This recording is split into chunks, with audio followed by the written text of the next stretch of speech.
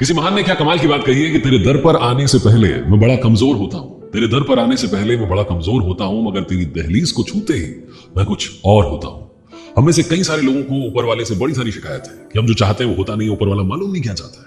एक बार की बात है, एक राज्य के राजा अपनी प्रजा का हाल जानने के लिए राज्य में निकले और घूमते घूमते एक गांव में पहुंचे।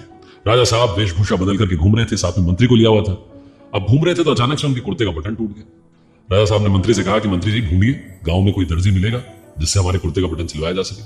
अब दर्जी को ढूंढने के लिए गांव में पता किया तो एक दर्जी निकला। मंत्री उसके पास पहुंचे और बताया कि देखो बात जो है पते की बात है, तुम्हें एक सीक्रेट बता रहा हूं। बात यह कि राजा साहब यहाँ घूम रहे हैं, उनके कुर्ते का बटन टूट गया, तुम्हें किसी को बताना नहीं। बोले ठीक है साहब, कोई बात नहीं, तुम्हें कुर्ते का बटन सिलना है। बोले कोई बहुत बड़ी बात नहीं, हो जाएगा। उस दर्जी को राजा साहब के सामने पेश किया गया। राजा साहब के पास में पहले से ही कुर्ते का जो बटन टूटा था वो बटन था, तो दर्जी को ज्यादा कुछ मेहनत करनी नहीं, सिर्फ धागा उसको सिलना। कुर्ते का बटन उसने सिला तो राजा साहब ने कहा कि बताओ क्या चाहिए, कितना धन तुम्हें दिया जाए, कितना मूल्य दिया जाए। तो दर्जी सोच में पड़ गया।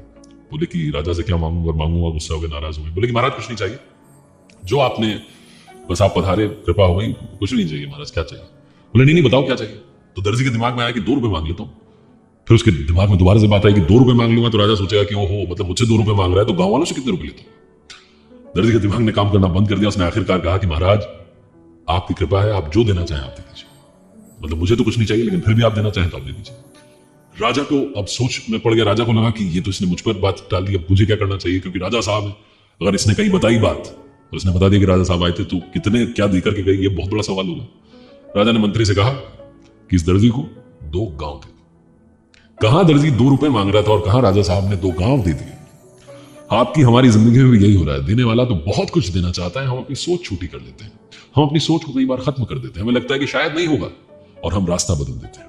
जो गोल आपने डिसाइड किया है, जो आप चाहते हैं वो करते रहिए, पैशन के साथ कीजिए, लगन के साथ काम कीजिए। आप जो चाहते हैं वो जरूर होगा। और जैसा कि मैंने पहले कहा कि तेरे दर पर आने से पहले मैं बड़ा कमजोर होता हूं, तेरी दहलीज को छूते ही मैं कुछ और होता हूं।